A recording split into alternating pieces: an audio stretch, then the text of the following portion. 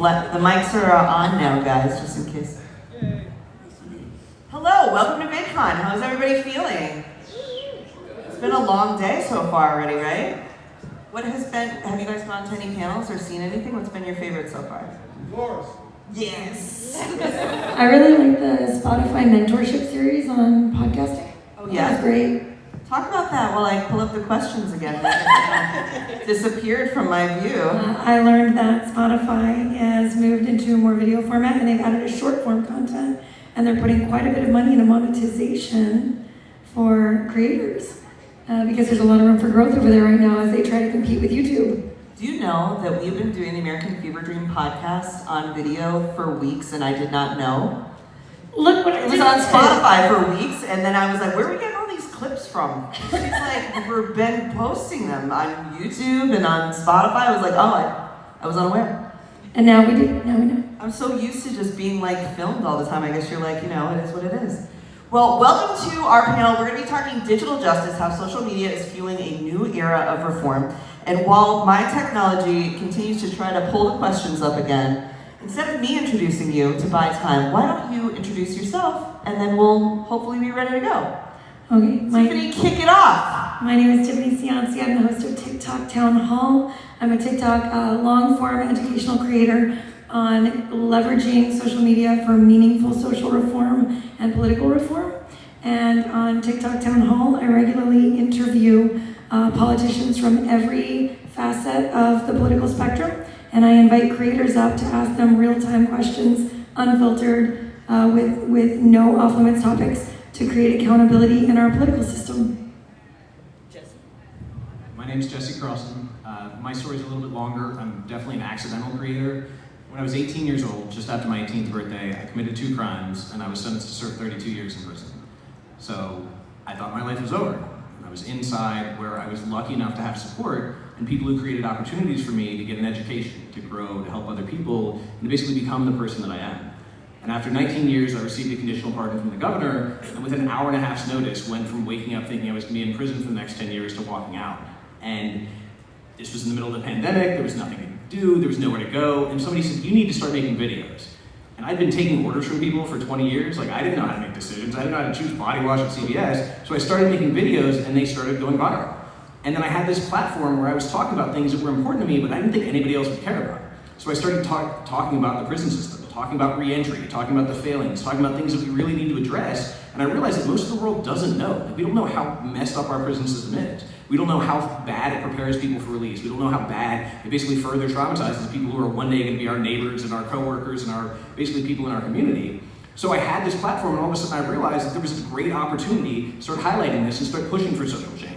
Social change, policy change, basically looking at ways that we can actually make things better and we can make a positive impact. And again, this was totally accidental. I had no intention to do this. I didn't know what TikTok was when I made my first video. I thought it was dance videos, and next thing I know, I'm up on stage in places like this, and Tiffany invited me to come on TikTok Town Hall to talk about the impact of that. When they were trying to ban TikTok, say, hey, this gave me a platform that nobody else would have given me. This democratized access to the world the way that nobody ever has, and so I tell stories, and I highlight other people's stories in the hope that we can create a system that actually protects public safety rather than the really abominable system we have now. Cool, and Amy Nelson, welcome to the panel. Tell folks a little bit about you. Thanks so much, Dee. My name is Amy Nelson, and I can tell my story kind of quickly in 2 different parts. Before April 2nd, 2020, I was an attorney, a mother of 4 little girls, a wife, a venture-backed entrepreneur, a Forbes columnist. It was a pretty magical, charmed life. And then 2 weeks into the pandemic, the FBI knocked on my door. My husband was accused of a federal crime by his former employer, a little company called Amazon. And we quickly learned that we would spend years fighting false allegations to prove my husband's innocence. In the middle of it, we had all of our money seized by a process called civil forfeiture, which I'd never heard of. And we had to just kind of buckle down and fight.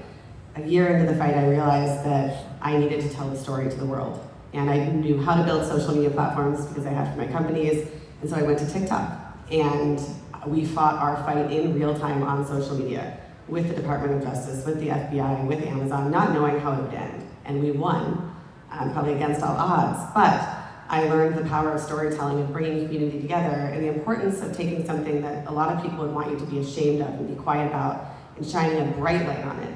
And I've realized that it's important to not do that only for my own family, but so many others, because so many people are the victims of a very brutal and unfair system, overreach, weaponization, and so I'm thrilled to be here today with all of you. Great to meet you. And Michael, tell folks a little bit about yourself. You have quite the legacy. So I don't know how we can shorten your intro.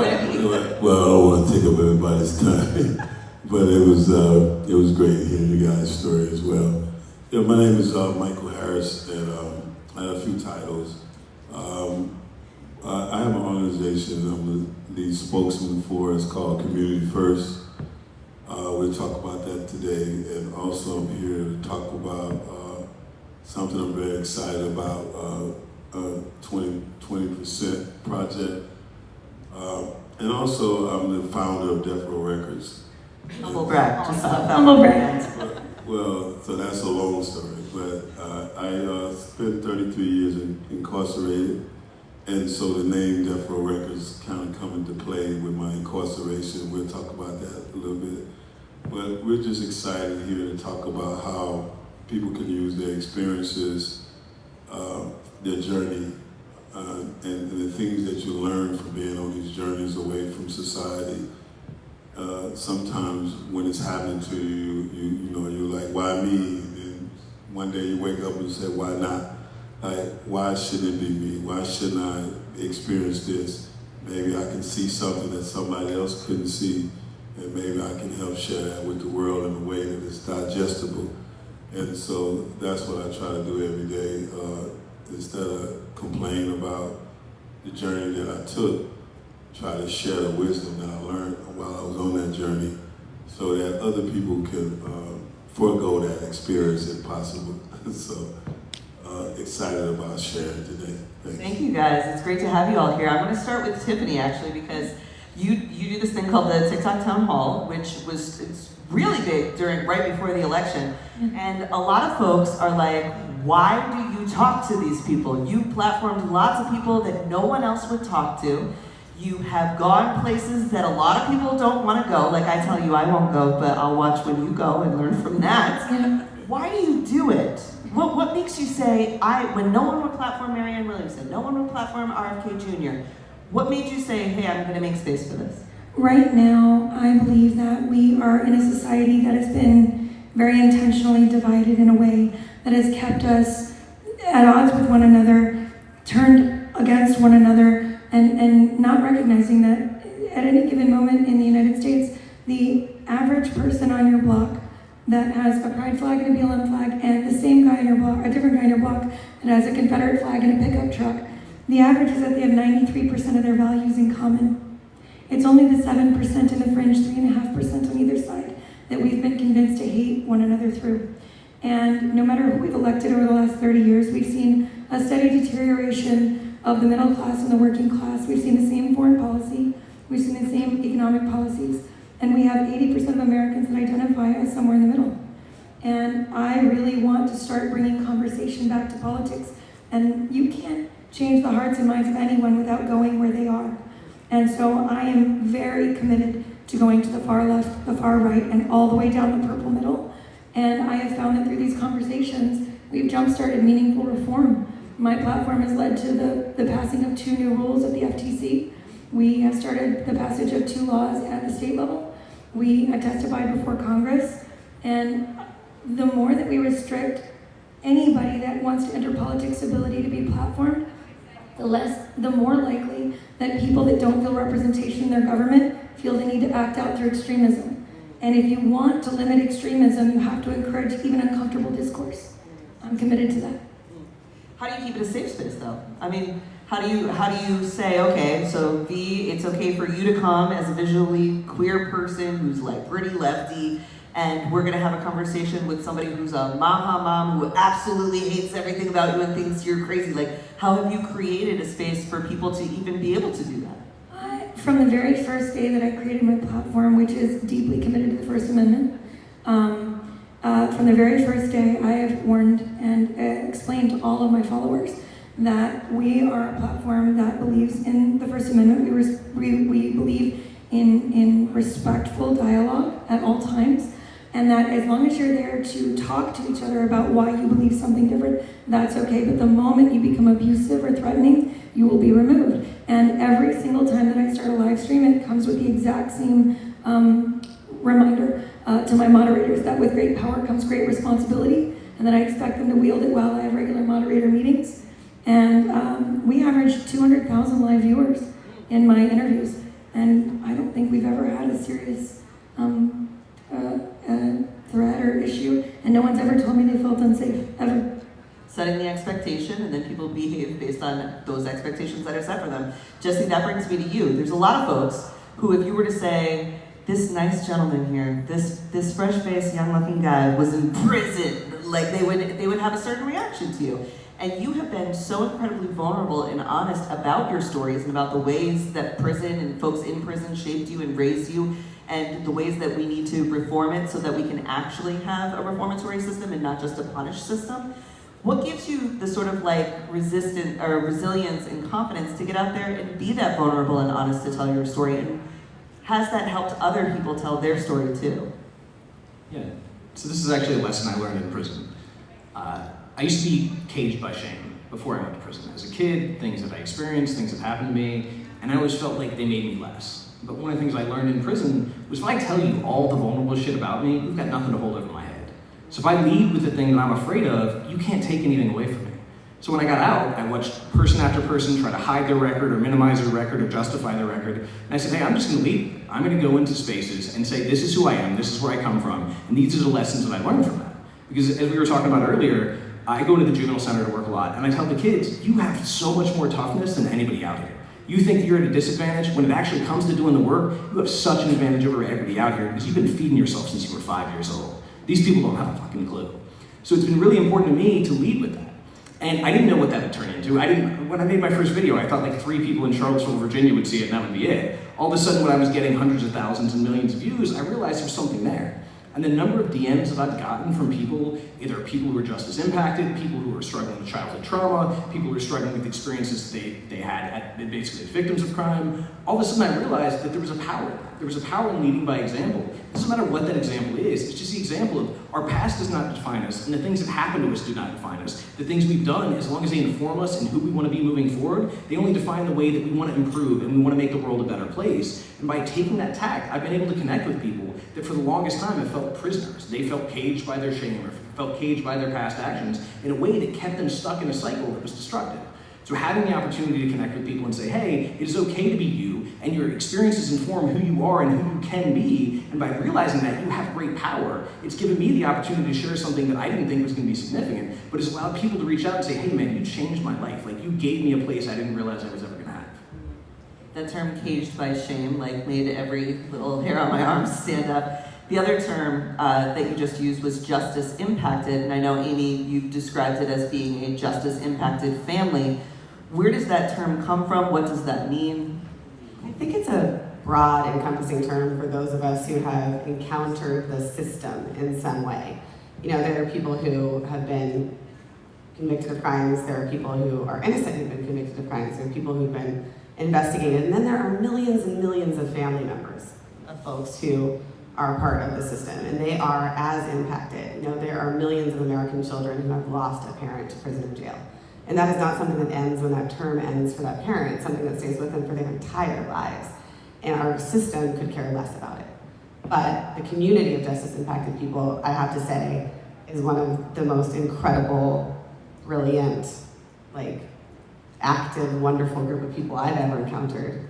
And so I feel lucky to be a part of it, even though I wouldn't wish it on anyone. I feel lucky to be part of something that is so powerful. You've been on both sides of it. You were a litigator before, and then you were a victim of the justice system on one side. How did you navigate that experience? But I was not a prosecutor. Don't accuse me of that. Well, you wouldn't be up here. You wouldn't be up here if you were. My No, I was a civil litigator. But I mean, I think one of the things I realized in helping my husband navigate his own fight was that part of the reason we were able to even do it is that I spoke the language of the law, of being a lawyer. I wasn't a criminal lawyer, but I was able to learn it quickly. I was able to understand it. I was able to speak with my husband's lawyers.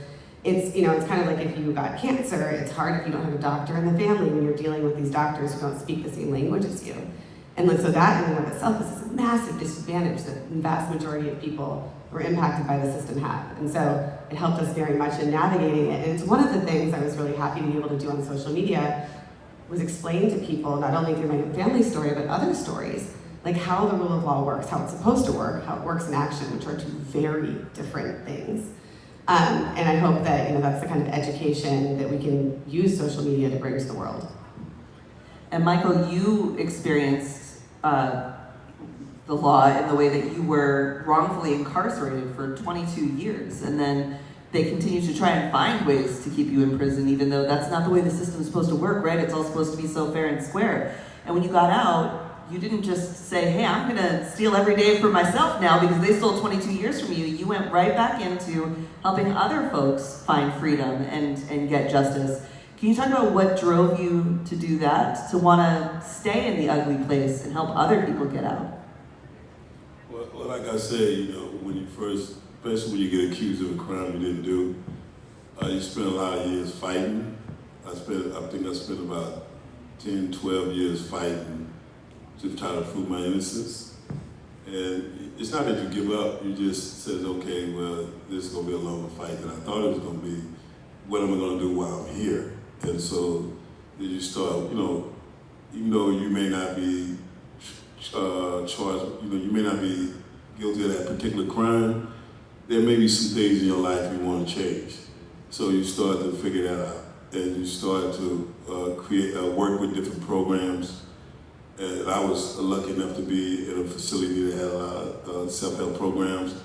And then later I was able to create some, because I saw a lot of people who were not gapped to financial literacy, for example. And so to be able to teach people financial literacy and just see the light bulb go off, things that they may have had a record all their life but never had a bank record, never had, a credits, record, just things that are normal to a lot of people or just foreign to other people who have been disconnected from life. And so that kind of informed my decisions when I got out, like working with people, seeing how things change. And so when I got out, there was no way, I know a lot of people who get out of this and I just can't see another prison, but I just can't not see another person get trapped in that situation. So it's a little different for me. So I'm always trying to figure out how I can help and what can we do as a collective to make it better for other people that's stuck in there to get out, or even preventive situations to help people never go through it. And so it's just really, it's just been, me. Do I get tired? Yeah, I get tired, but I just can't quit, because when you spend 33 years in prison, it's a long time on the other side of the wall, and you have a lot of thoughts and you have a lot of creativity that takes place, and so you always hope for the day that you get free and you're able to use that in a way to change other people's lives, and that's what we're trying to do with the 20% project. Yeah, tell me more about that. What's the 20% project? We're using Agenta AI open source that allows, well, we want to start with the BOP, and we're going to work it around the country to state facilities as well. But you have a lot of people that's just trapped, locked into the system and don't have access, and lawyers or people just forgot about them. And we just want to incorporate this technology into the system and try to take some of the biases out and just bring people's, just make it more fair. So like you may be in there for 30 years when somebody else may not even get no time for the particular crime, maybe weed. But because of your 3 strike or something that's off balance, it allows you to languish in prison. And our hope is that using this technology, we can bring these cases to the forefront and get some of these people out of jail. Like 5% of the population, we're 5% of the population, represent 20% of all incarcerated human beings. And 40% of the people that's incarcerated is nonviolent or in prison for nonviolent crimes or victimless crimes. and we just need to figure out how to mitigate this and get people back out to their families in a working and positive environment. Amy, do you have something to add there? Yeah, I mean, I think the 20% project, which is so powerful, is that there's a need for a second look at a lot of the cases, a lot of people, folks that are in prison and jail. And so with the 20% project and with the use of open source AI, there's such an opportunity to help drive that second look, drive it in an efficient way. And you know, President Trump is using clemency in a way that no president ever has. He's going to do it continuously throughout his term. Most presidents do it the day before they leave office, or they do it quietly, they want to just get out and never talk about it. And Trump's using it in a really different way, and that is powerful in our world of criminal justice reform, because it allows us to say, look, this is a wrong and we can right it. And what a lot of people will say is that only people who can lobby President Trump can get pardons or get clemency. There's a truth to the fact that most people who receive clemency or pardons are paying lawyers to lobby for them to get to those high levels of government. And so this, the 20% project, and I'm working on a newsletter and a platform called the Clemency Project to give voice to these situations too. This can help President Trump, it can help the pardon czar, it can help all of us see these cases that aren't normally even seen. And so it's a way to drive reform without driving legislative reform, which can be very slow or non-existent. Yeah. And I'd be remiss to say that, too, that I actually received the clemency from President Trump 4 years ago, and as recently as 3 weeks ago, I got a full pardon from President Trump. So from the work that I've been doing and the support from people that really working to try to get it for the masses. Yes. So. Do you think this is something that he'll continue? This sort of like leniency and clemency, this like lots of pardons coming out?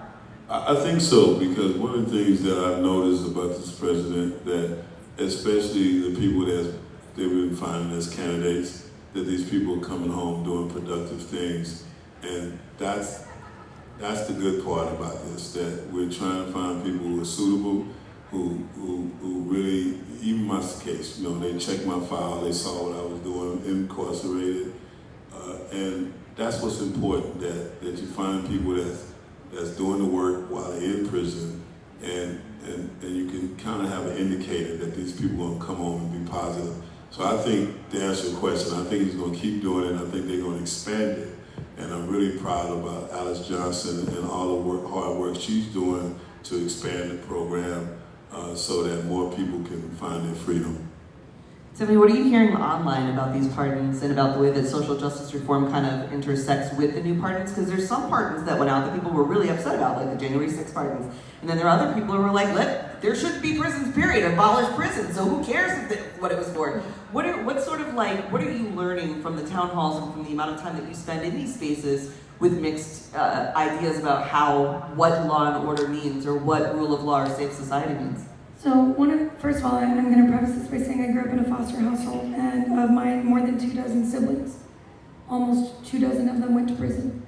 The privatized prison system and the foster care to prison pipeline has given me a uniquely close perspective to what happens in a society where we allow corporations to privately profit off of the benefit of recidivism. And that also tends to deter from having people create projects that create real rehabilitation, because recidivism is so profitable.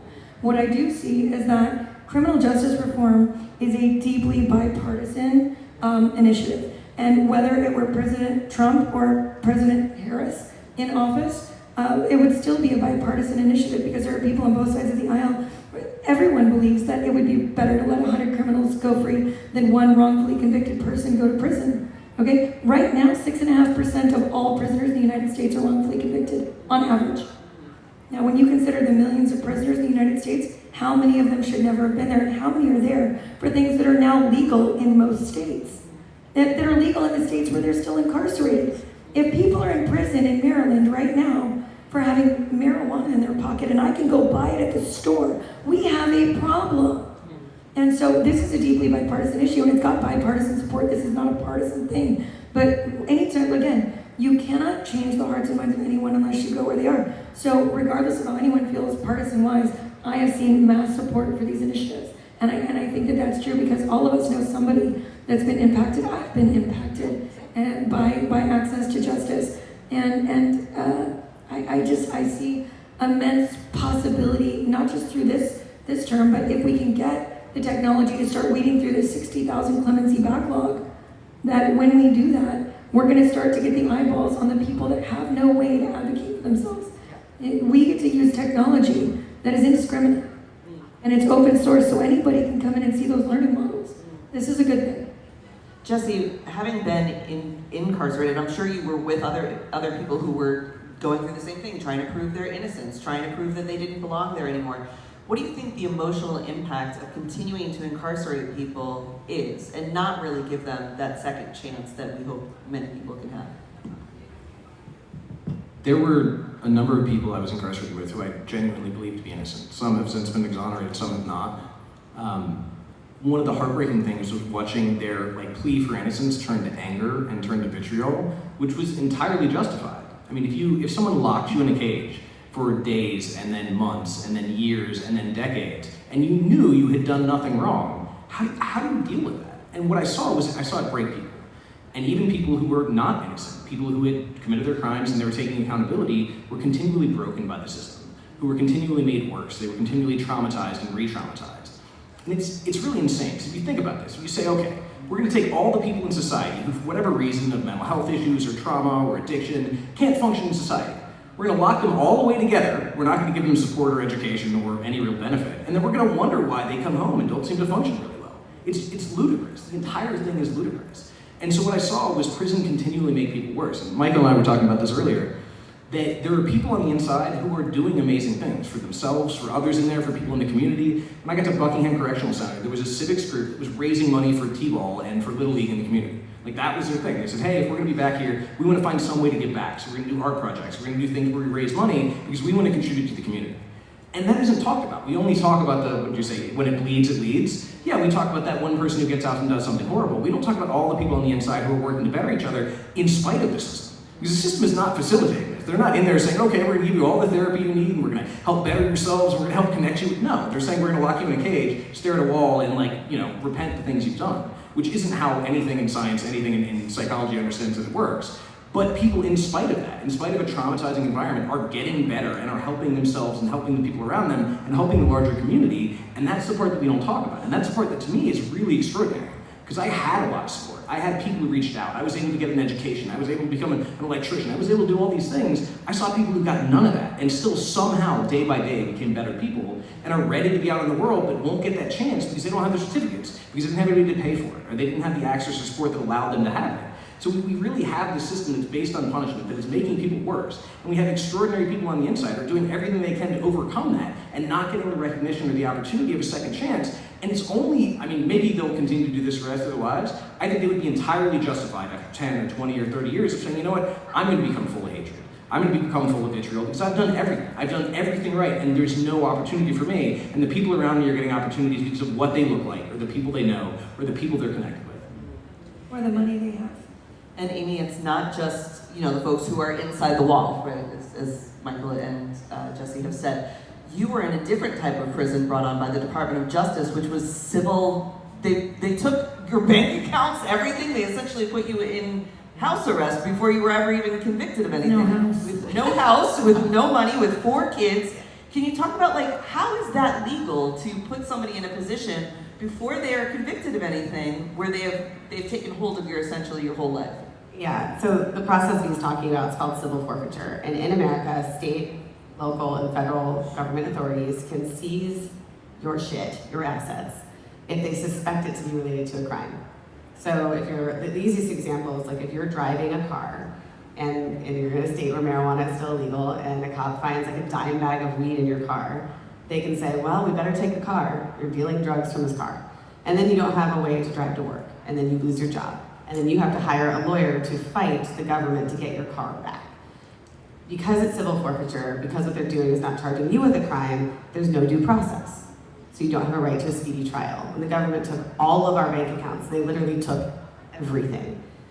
We didn't have a forum to even fight to prove that the money wasn't related to a crime for 22 months. At which point, the government was told by a judge that they needed to prove their case, and the government said, here, you can have it back, as long as you promise not to sue us.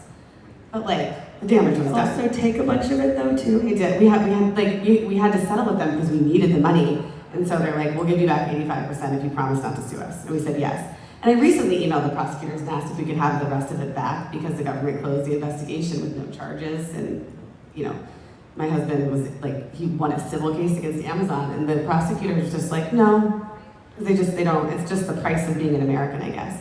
But the thing about civil forfeiture, my family was able to fight it because I could keep earning money, my husband could keep earning money, we had family to live with. Civil forfeiture impacts people that don't look like me every day in ways that are just horrifying. And so you can't even fight when you're accused.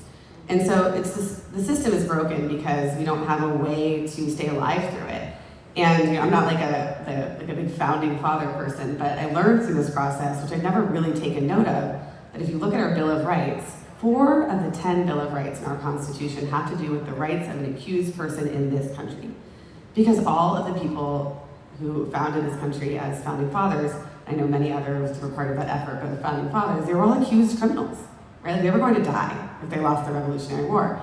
And so where we are today versus where we were at the beginning of this country in terms of criminal justice is just horrifying. And something like civil forfeiture, which again, like, I didn't even know about it. I am a lawyer, and I like read everything on the internet. And I didn't know about it, and it's something that impacts so many people. And it also, like, it's something that our government uses against immigrant populations a lot, right? And that's a very important and big deal that we need to change. But it's hard to raise awareness. It's hard to build like movements around this, and that's why I think social media is so important. Every single day people tell me on social media, I've never heard of this, how is this possible? But you need to know it is, because it could happen to you. Yeah. Another thing we need to know what it is before we get into how these people are making life better, which we will get to. We're gonna bum you out just a little bit longer, but then it gets better. Tiffany, back to you. Public arbitration? Private arbitration. Private arbitration. Can you tell folks what that is and why it's so bad? This is a good bridge from Amy talking about 4 of our rights being related to due process. So one of the things that's codified in our Bill of Rights is the right to a trial by jury. Right. And in America, almost every American believes that they have a right to a trial by jury. What almost no Americans realize is that the average household family of 4 has signed, whether they knew it or not, somewhere between 200 and 700 contracts that signed away their right to a jury trial at any given moment. If you have a cell phone in your hand, you likely have upwards of 25 to 100. If you have a new washer and dryer, there's 2. If you bought a ticket at Ticketmaster, there's another one. You fly in here, there's 2 more, 1 each way. If you took your kid to a birthday party at a trampoline park, you signed one. What you have to understand is that they call this an alternative dispute. It was created through something called the Federal Arbitration Act, and this is the legal a mechanism that started my journey into access to justice and criminal justice reform. What you've done by signing something you didn't know you were signing because you shouldn't need a lawyer to go to a birthday party, right? Is that you're signing because you shouldn't need a lawyer to go to a birthday party, right? Is that you've agreed to forfeit your right to a jury trial no matter what is done to you. An example is massage envy. 181 women were raped in their facilities. Their contract law was based out of Arizona. And when you signed in for your massage, you were signing in and you just thought you were checking in, but you were actually signing a contract. And those women were not allowed to go to court. None of them. As a matter of fact, they also had a confidentiality agreement, so they couldn't go to the press or they'd be sued, right? And that's the kind of thing. And what you don't realize is this alternative dispute resolution that's been codified in the Federal Arbitration Act. You would at least think, well, it's an alternative court, but it's still going to be fair. No, it's governed by something called the American Arbitration Act. The American Arbitration Association is a monopoly. They govern 94% of all of the 1.4 million arbitrations in America each year. And what nobody says to anyone is that it is funded by corporations that pay these judges between $20,000 and $100,000 a week to hear these cases. If your case against Massage Envy or against a trampoline park like Urban Air or against Ticketmaster is going to go to this alternative dispute resolution, that corporation is going to pay your judge that $25,000 a week. And they're going to do that over and over again for lots of cases. So if you go to court, you've got a 50-50 chance, maybe 51%, if you're a contingency lawyer that's taking you there. In arbitration, as an American, you have a less than 3% chance of winning in these courts. Less than 3%. And if you happen to win, you're going to get 1/10 of what you would have gotten in a courtroom. And this is happening to 1.4 million Americans every year. And it happened to me and my family. I've been in court with a big private equity firm, and I've been fighting along with hundreds of other small businesses over the last 4 years.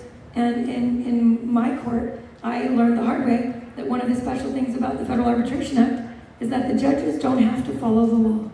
They can make up any excuse they want to fine for the corporation. And if they don't fine for the corporation, then the corporation will strike them from their future judges list and they lose their money. It is a pay-to-play system that has made it so Americans have no chance to get justice, and at the same time, each of these arbitrations comes with a confidentiality agreement, so the free market isn't aware of the abuse that's happening at the hands of these corporations, and these judges can break the law in horrific and terrifying ways, like in my case. Each of you has such I can cry about it because I know your story. Has faced such incredible difficulty, unprecedented. I've never heard these stories before, that things like this happen to folks like you, and yet you're sitting here on a stage at VidCon now. What changed, or what were you able to do to get you to where you are now, and what changes can we make in the future to make sure that this doesn't happen to more people? The company that I'm facing is a company called Unleash Brands. They're owned by Siler Private Equity. They own the Padres. They have unlimited resources, and they spent well over $10 million just trying to shut down my little kid's business that teaches special needs kids. That's what my arbitration was over. Their private equity firm wanted my little kid's business to disappear, and they targeted me as an example so that other small business owners would stop fighting. I didn't have the money to fight. I'm over $700,000 in legal fees at this point, and 5 cases in 3 jurisdictions, but I did have a voice. And one day, I had a breakdown and sat on a staircase in my pajamas and begged for TikTok to pay attention. It was like one of the first videos I'd ever made. And I went to bed, it was like 3 in the morning, I was exhausted, and I had court the next morning in Arizona, and I woke up to 50,000 followers. I was like, wait a minute, I can do this, I can help this. Later in my case, I said they don't have to follow the law. You know that my judge, the company I was fighting, filed a motion to force me to have an abortion against my will in my arbitration. And I didn't want one. And I went to both sides of the aisle and begged for help, and both of them said no. It wasn't a winning issue for them. And they left me at the hands of this evil, corrupt system and church and this money. And then I went to the people, and they cared. And they gave me a voice that allowed me to access people like RFK, who was the first politician that read my story and actually called me to help. And then I started going to more politicians, and that was what led me to create TikTok Town Hall. I want to change this, but I want to change more. And I'm going to use my voice as big and large as I can, and it's allowed us to pass new laws. And now it's going to help us to pass access to justice laws and criminal justice reform laws. We're going to do it. And it truly is bipartisan. She interviewed Ro Khanna earlier today. I mean, it's Tomorrow. You don't get further on the political spectrum than Ro Khanna and RFK Jr., okay? Tiffany really covers this thread. Even though you scare the shit out of me with some of the stuff you do. I'm like, are you okay, girl? But she's got it. She's holding it down. She's good. Got it. Jesse, what about for you? What difference, what have you been able to do on the outside now to change the situation that guys like you were getting into before? Sure. Well, first of all, I had an opportunity that a lot of people didn't have, in that, like I said, I was sentenced to serve 32 years in prison. And we had a governor who, for a lot of interesting reasons, decided that he wanted to review the cases of people in prison in Virginia. And he granted about 1,200 pardons, including letting 100 people out of prison. I am one of those 100 people. If it hadn't been for that governor at that time and that perfect, coordination of things, I wouldn't be out here. So I got this chance that I'm no more deserving of than anybody else on the inside. And I did do a lot of work. I did a lot of things. So did other people. So when I got out, I had this survivor's guilt. It's not okay for me to be out when other people aren't. It's not okay for me to have this chance when other people don't. So I worked to try to create that for other people. So I've taken to social media. Again, I've advocated on the national level. I've advocated at the state level. I've talked all over the country. I started Second Chancer Foundation, where we do direct service. We've got a mentorship program. We work in the local juvenile center in the jail. We've got a lot of different ways we work. And I recently just took a job to be the director of programming for the Central Virginia Community Justice, which is a restorative justice program for Central Virginia, because what I want to see is an alternative to incarceration where it benefits not only the person who committed the crime, but it benefits the person who suffered the crime. Because right now, we don't think about this, but like if I steal money from you and I go to prison for 10 years, you don't get your money back. Like, you're no better off. This doesn't actually address the thing that was done. Whereas restorative justice is, hey, let's get you your money back, and then let's have a conversation. Let's talk about accountability. Let's talk about the changes we need to make to make sure this doesn't happen again, to make sure you feel secure in your house and your person, your property again, and then actually work to do that. There's a much higher rate of satisfaction through restorative justice. There's a much lower rate of recidivism, or of basically recommitting a crime. It's a more effective system. The problem is there's no profit in there. There's like nobody to benefit except for the people who've been harmed.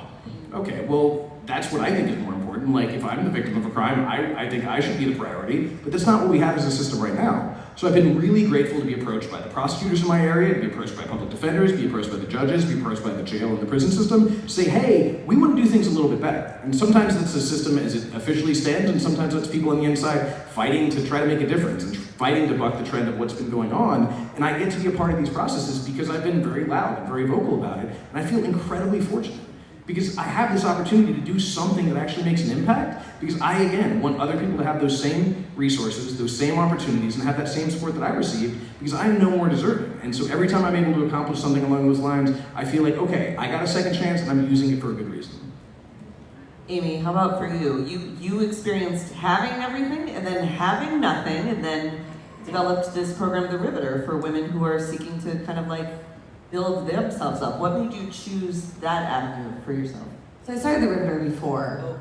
Yeah, this happened, but I think, you know, I didn't lose everything because I still have my family and I still have my friends and I still have my voice. And I think that I realized through all this that storytelling can truly save your life. And that's why I think social media is just like, has changed the way we can exist in the world and our power to make a difference and to change the scenario. And so for me, you know, my mother told me to never let a bully get away with bullying you, and so I find that it is my job and purpose to keep fighting back, not just for my family, but for others. And so I'm really happy to help out with the 20% project to build a clemency project with my husband's lawyer, Alex Little, bringing this together to try to share more stories of people who are deserving of a second chance and shed a light on it, particularly those who can't afford the traditional route of paying lawyers to bring their stories to light. But just for anybody who's experiencing injustice or some wrong, don't ever be afraid to tell your story, because you can save yourself, especially with the help of everybody around you and the communities that you can build on social media. Michael, something that I find so fun and interesting about you is like, yes, okay, Death Row Records, all these big, huge things, but you also invested in like making sure that the beauty shop was funded, making sure that a deli was funded, making sure that people in your local community had what they needed and you could just help somebody out a little bit. What kind of a difference does it make to invest in businesses that traditionally people are like, hey, you're not gonna get rich off a beauty shop, but but it's important to the health of the community. Why should people, you know, consider those types of investments, and what does that mean for helping folks avoid, you know, the wrong side of the legal system? That's a great question, and I appreciate it. I think that a lot of communities avoid a certain type of businesses, and whenever you can do invest in a business or a community that bring that normalcy to those communities, it just helps the overall economic energy in that community, because the more people see business, the more they see commerce, the more they understand it. And so if your community is void of these businesses and you think that it's always better somewhere else, it keeps diminishing these communities, these small communities that can be vibrant and can grow from this type of investment. So even now, I try to work with other community first. We work with different organizations trying to provide access to capital to different communities so they can build inside their communities, work with Pell Grants. Also, we work with school choice. We just try to work with the whole gamut, you know, in terms of opportunity zones to make it more digestible to those communities, but also beneficial to those communities. And so we do a lot, but it's about community. That's why we named our organization Community First. Let's start there and work our way out. I think it makes a difference. Can you talk a little bit about the history of rap music and how it has influenced policy, just real quick in like 5 minutes? Because as a young white girl growing up in Connecticut, I felt deeply connected to California rap, and I think it made me a more like empathetic person to overall what was going on, because I, on the front step of my suburban home, was like, it's hard out here for gangsta, you know? What has music done to really build community in places that they would never be, that like, you know, 12-year-old stupid me is like, I am a gangster, okay, that's my people. But it's still, I used the word energy earlier, and it was just about that, because, you know, like, growing up in those communities, and you just felt like your voice was never heard. And so sometimes the music can go off the rail, you know, it can get you can go a little deep in the waters, but the intentions behind it was to, you know, have our own CNN, you know what I mean? Like, you know, instead of, you know, having a hard time getting other people to cover your story, we were able to create music and communicate our stories and build a platform that became international. And so there's a lot of negative things about this type of music, but it was a lot of positive things about it, because it opened up opportunities for people that come from the community that look like me and don't always look like me, but they come from a community that had opportunities they would have never had they not created something for themselves that could reach out and put their voice out there. And so now we, you know, it turned into $1 trillion business. Now, I'm not saying I got $1 trillion, but a lot of people were able to create platforms, and I think it also helped build this social media platform as well, you know. Yeah. So, I mean, I hear people from all walks of life tell me, I mean, I was talking to some guys the other day that told me they used to fly airplanes in the war, and they used to listen to our music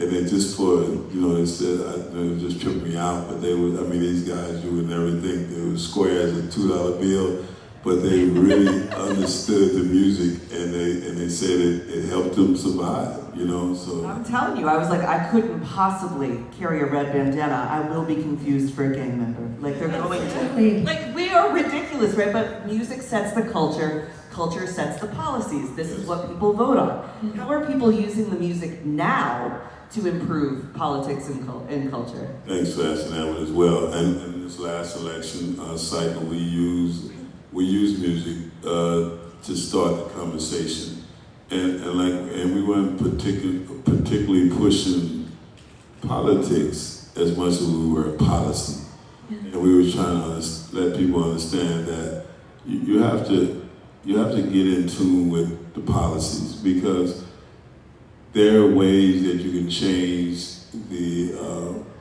nature in the way your community is being dealt with by picking the right people that care about the things that matter in your community. And so we use music to get everybody's attention, and it says, now is your time to vote, and vote and understand the power of your vote, and that instead of sitting around complaining, you can make the difference. And I believe in our situation, a lot of people who probably wouldn't have voted because music was an attraction, but the policies ultimately became, you know, the true hook. Yeah, I do. We all have more in common than we do not, you know, when it comes to making sure our family has good schools and we got access to capital, etc. Yeah, so. We only have a couple of minutes left. I feel like we could talk more about this forever, but I want to give you guys each a chance to just, like, if there's one thing that you want folks to leave this session with, an action item that people can take from what they learned today and be a part of a solution, like, what would you say?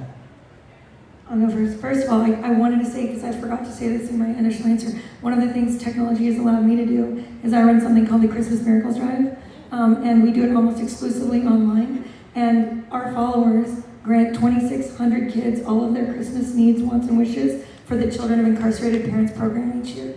And we stop all political content from midway through November through the end of the year, and we literally get 2,600 children of incarcerated persons in the Mid-Atlantic region, including Virginia, Maryland, Delaware, Pennsylvania, West Virginia, and we actually process those gifts and we go deliver them and put them under the tree. We identify need in the communities and we give them resources. So technology's enabled us to make a difference in so many ways in this area, and it can enable everyone else to do that too. If they just look for those opportunities, they're everywhere. If I gave anybody one takeaway from this, it's that oftentimes in our communities, at the state, at the federal level, we look around and believe that no matter what we choose, things are going to keep getting worse. Maybe for your neighborhood, maybe for the working class, maybe for the small businesses, maybe for your community, maybe for the country.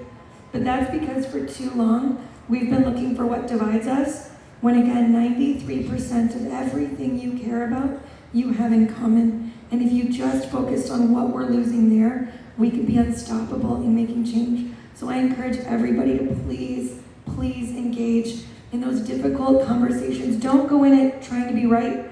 Instead, just go in it trying to understand why the other person believes differently. And you'll find all of these common threads. I do it with you all the time. Yeah. I learned so much from you.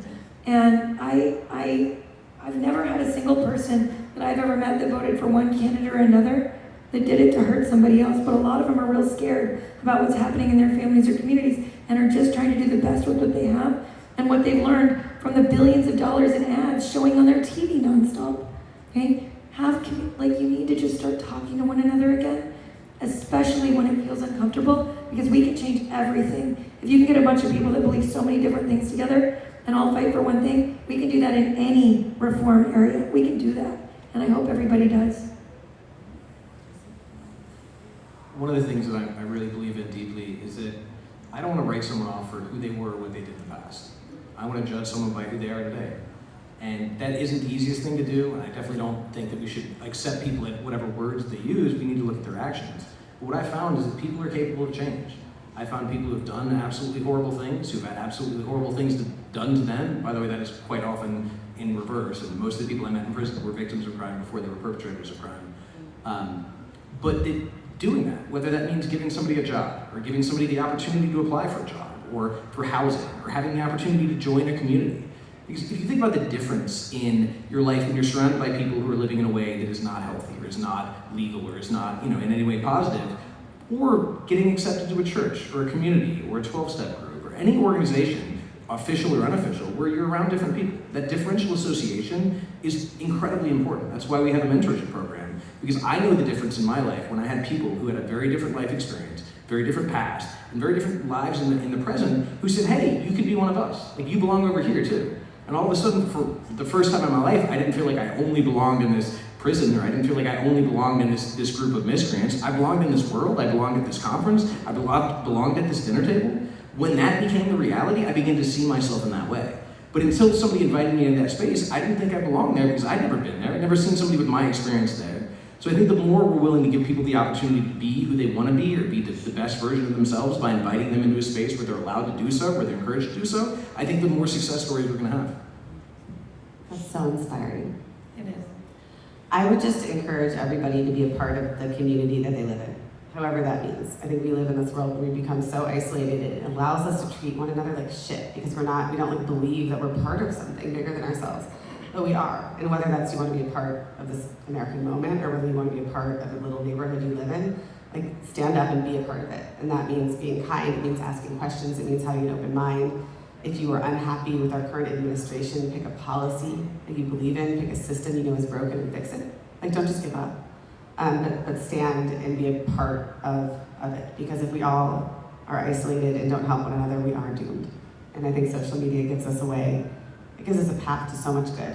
So be a part of it. Yeah, I agree with everything that everybody said here. And two, I just would, if I had something to say to somebody, I just think we should always think about our thoughts, because it just takes one mistake, and even it don't have to necessarily be your mistake. It could be somebody that's around you. So be careful about the people you associate with, and when you say I'm just going with my gut, really think about your thoughts, because it can make a difference in your life and everybody else's life. And some things cost too much, and so I would just caution that you think about your thoughts. And like she said too about community, we all have different talents and skill sets, and it don't always have to be money, but it could just be your voice, sharing it with other people, using social media conduit. You never know how something you say or something you share can change the trajectory of somebody else's life. So I would say that would be something that the world needs more of, because there's a lot of wisdom in this room. I can feel it and see it. Thank you. Thank you all for sharing this moment with us as well. Yeah, thank you guys. I know you could have been at a million other panels and you chose to be at this one. And I mean, he's pretty good at scouting talent. So if he says that you got talent, then you need to go out there and use it, right? You say yes? Yeah. Good. Thank you all for being here, being so vulnerable and honest with us. Thank you for all the work that you continue to do. I will continue to follow all of y'all and hope that we get to have you back maybe next year and see where we're at that point. Thanks for the amazing moderation. Thank you guys. All right.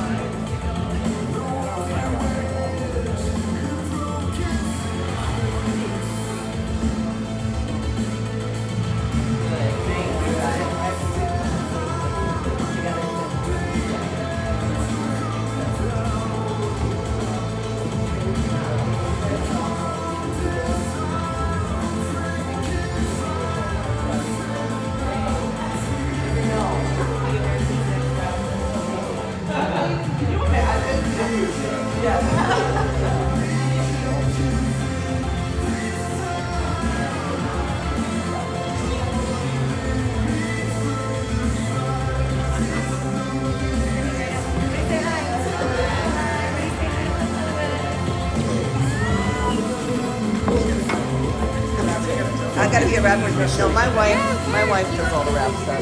Hello. Shell over Are you guys gonna go this way? Yeah, you guys are good to go through the front of house too. Thank you. Yeah, absolutely. Thank you guys. Hey guys. I've died in the Wolf Den operative, but I could totally agree with you that we need to be talking to everybody. Yeah. I think that's been the huge problem with my party at least, is that we cancel putting people out and not actually have these open conversations.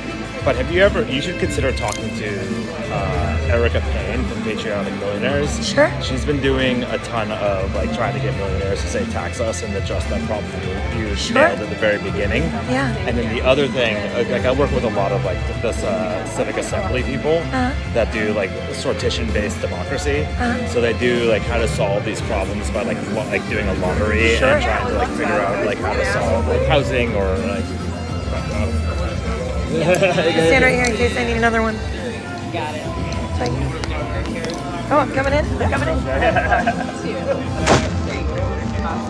Thank you.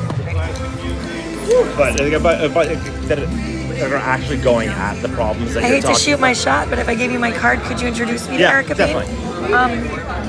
Oh gosh. Yes, because she's been asking me to help protect her with influence, because she's trying to get this thing passed about how do we actually rejigger the tax code so that we're helping most people, right, and give people tax breaks and not tax people in the lower third of the bracket. One of the things I'm advocating for right now is putting back in the closure of the carried interest loophole into the big beautiful bill, because it's going to pass no matter what. But right now they have 12 absolute Republican no's on the Senate steering committee because of the cost increase. And when the House took out the closing the carried interest loophole, we lost what was almost $300 billion in new revenue. Yeah, exactly. And that is one of those places where we can have agreement on gains, except that billionaires keep paying to make sure we don't. Yeah, exactly. So that's what she's been organizing rich people to say, tax me more. Yeah. And try to get a counter around it. And she's a pretty big name, but give me your card and I'll definitely try to connect you. I think, did they let me bring it? I think I brought it. Hey guys. So we got restricted because we were talking about prison. So there weren't very many of you in here, but I'm going to repost a bunch of clips about this later. Okay, everybody?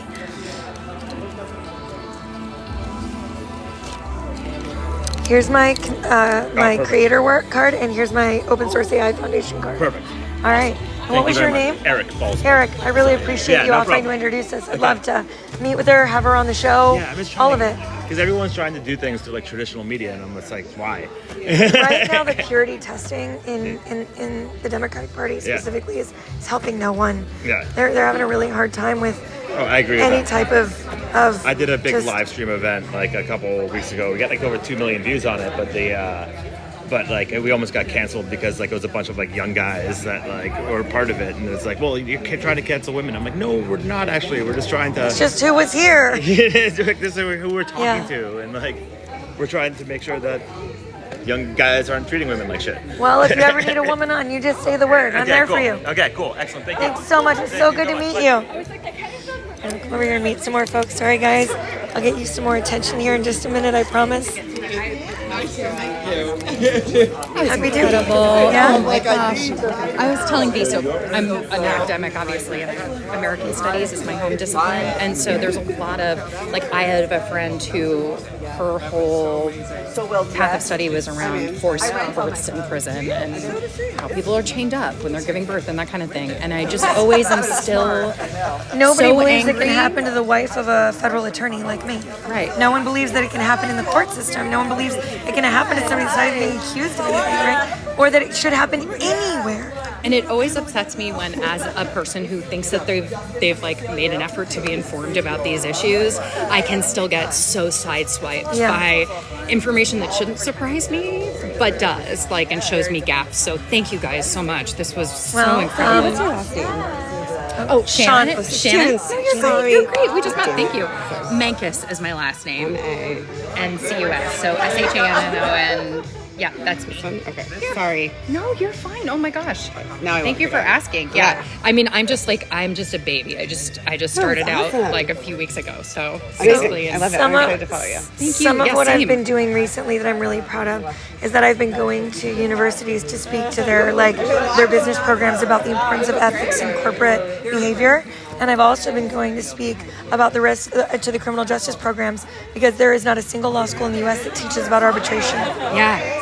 Well, I'm at an engineering school. Oh, okay. That's where I am. But we have like a humanities like fund to bring in speakers, and we try to just bring in as many speakers as we can. If you ever So want someone, please send them. what's please. the best way to get in touch with you? Let me get you my card. Awesome.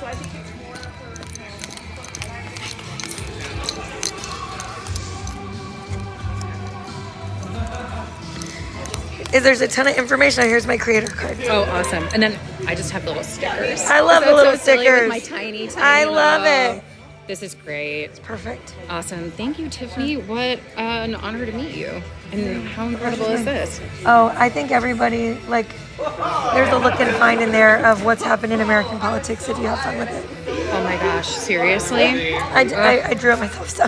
That is beautiful. You're a talented artist as well. I mean, I guess in terms of sort of like aesthetic impulse, that doesn't surprise me too much, right? But that's amazing. So, yeah, it's a pleasure to meet you. I'm so grateful that you enjoyed the panel. Thank you for coming. Yeah, oh for my being gosh, of here. course. I'm glad Yeah. you liked it.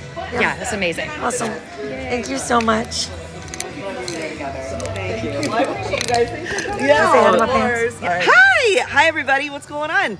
Now, Tiffany just told everybody that we're all friends and we We're all find friends. the places that we do connect and not always look for divisiveness. So We're be all nice friends. to me, please. God, I can't. My Thank you, followers are Tiffany. nice to No, everybody. you're- My first of all, followers I are wanna so say, nice. Tiffany's followers are some of the best people on the planet. Truly, genuinely curious, interesting folks, and I appreciate that I get to come on sometimes and chat with y'all. But have a good night. Thank you guys for coming to our panel. Hi. How did it go? Good. It was so good. Good deal. Good deal. So good. Let's see, where are we? Or are you here to see me? No, I'm chilling. Just chilling. I'm about to go. Did you back get to see any of it? this? Yeah. No, I got stuck doing there was some YouTube thing that was going on down Yeah. there. And it was it was. Was it epic. good? Yeah, it was epic. But Nice. standing room only, Yeah, I saw. what is this? Well, I did live stream it, so I'm gonna download it and I'll post it and I'll send it to you. Cool. You live stream it to TikTok? Yeah. Or? Okay. Cool. So I'll download the video and I'll post it. All right, guys, I've got to get back to work. I love you guys. I will. You gonna say hi to everybody? Say hi to Amy. We'll come over here to Jesse. Say hi, Jesse. Hey. Hey everybody, it was amazing. We got restricted because of our language and because we were talking about drugs. Me? Was it my fault? No, we were talking about drug convictions. As soon as you say the word drugs or marijuana, it restricts you. Because it's got to go to over 18. It's okay though, I can still download it and repost stuff. So it's going to be perfect. It'll be good. All right, everybody, I love you guys. Tomorrow, I will be live streaming my fireside chat here at VidCon with Congressman Ro Khanna, where will be discussing the importance of bipartisanship for long-lasting, meaningful reform. So I'll be seeing you guys tomorrow, maybe tonight. I love you. Good night, everybody.